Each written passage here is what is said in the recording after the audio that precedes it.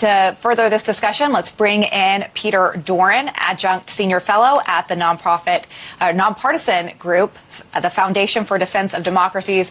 Peter, welcome back to the show. This was driving the news today, this first meeting between Russia and the U.S. in such a long time. President Trump was asked about why Russia, or Ukraine rather, wasn't a part of these conversations earlier today, and here's what he had to say. Listen. The whole civilization has changed because of what? So when they're worried about not being seated, you mean somebody that should have gone in and made a deal a long time ago? Okay, so is that fair? Because there are a lot of people who are concerned that this is a complete diplomatic shift in how the U.S. has handled Ukraine in the past. Yes, I think the concern is well-founded. What we saw today was a master class in Vladimir Putin's negotiating prowess. Look at what happened, and we saw that in the clip you just showed by Secretary Rubio. The Trump team put forward a series of reasonable, practical options before the Russians, all options that the Russians could accept. And in exchange, the Russians changed the negotiation, not about one of peace, but about one of renormalizing U.S.-Russian relations and dropping all sanctions on Russia.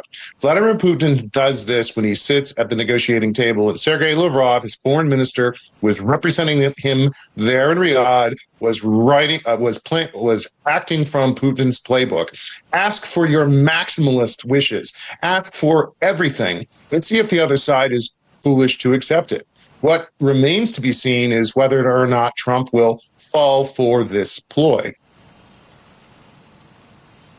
Yeah, I mean, this is four-dimensional chess here, ultimately, right, Peter? Because some have said that Trump knows what he's doing. He's not going to cede ground to Ukraine. I mean, that's been the concern all along. If we take a step back and look at how the Biden administration handled this, they said that Russia would not get anything more than when they started this war 3 years ago. But now that's the concern here.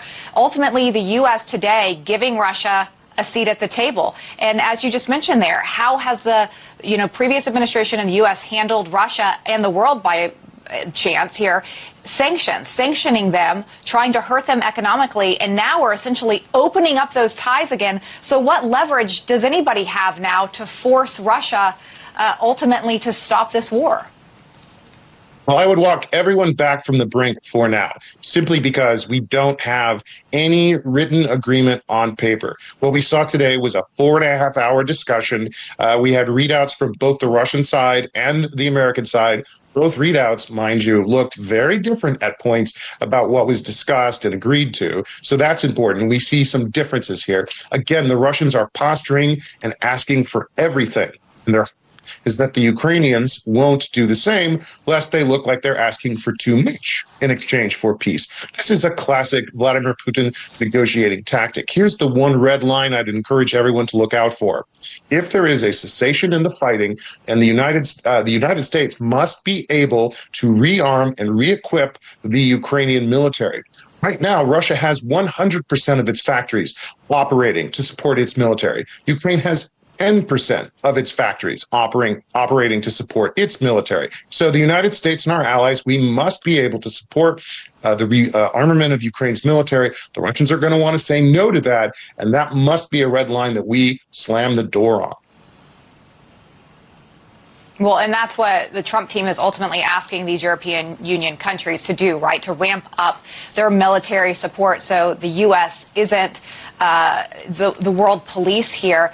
But let's talk about this. There seems like there is this shift and realignment that these European nations are concerned about, because Vladimir Putin has been very straightforward that he wants there to be another Soviet Union. So they're concerned if Trump gives him an inch, then what's to stop him in a few years from trying to take, say, Poland? That is the exact concern, and it should worry every American and every European, because if this is a bad deal, if it makes President Trump look weak, if Vladimir Putin thinks I got the best of Trump, Vladimir Putin will not stop with just this one deal. I guarantee you, mark my words, Vladimir Putin will break this agreement because he has broken every single agreement he has ever made with the West over the last 30 years. There is not a treaty, compact, memo, agreement that Vladimir Putin hasn't broken. This is what he does. And so the Trump administration needs to prepare for Putin to break his agreement with them and have the response strategy already in place. If they don't have that, then Putin, unfortunately, is going to run circles around them. Yeah, and there's concern that SecDef Pete Hegseth has already ceded too much ground, saying that NATO is off the table for Ukraine, which is also obviously one of the reasons that Putin started this war in the first place. So obviously a lot to talk about, as this is just stage one of these conversations. Peter, we'll have to have you back. Thanks for your insight.